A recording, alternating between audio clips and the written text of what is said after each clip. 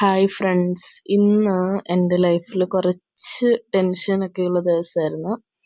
Because രാവിലെ എഴുന്നേറ്റ് ഒരു സെഷൻ പഠിത്തമൊക്കെ കഴിഞ്ഞിട്ട് ഒന്ന് റിലാക്സ് ആവാൻ ചെടിക്ക് വെള്ളമെല്ലാം ഒഴിച്ചിട്ട് ഞാൻ ഒന്നിരുന്നത് മാത്രമേ എനിക്ക് ഓർമ്മയുള്ളൂ.